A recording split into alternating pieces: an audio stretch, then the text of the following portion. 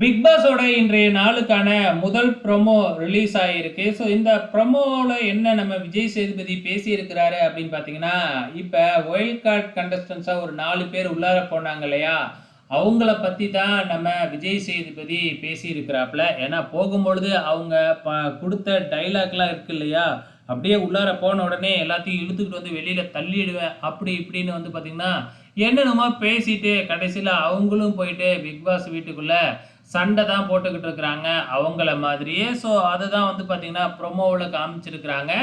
யார் யாரை பற்றிலாம் நம்ம விஜய் சேதுபதி கேள்வி கேட்க போகிறாரு அப்படிங்கிறது தெரியல. ப்ரொமோவில் அப்படியே பயங்கரமாக பேசியிருக்கிறாரு, ஆனால் உள்ளார போனால் எதுவுமே பேச மாட்டார் அப்படின்னு நினைக்கிறேன்.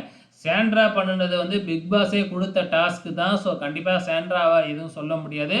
அதே டைமில் திவ்யா கணேஷ், பிரஜன், அதுக்கப்புறம் வந்து பார்த்திங்கன்னா நம்ம அமித், இவங்களை பற்றி ஏதாச்சும் கேள்வி கேட்க போகிறாரா? ஸோ பொறுத்திருந்து தான் பார்க்கணும் என்ன நடக்க போகுதுன்னு.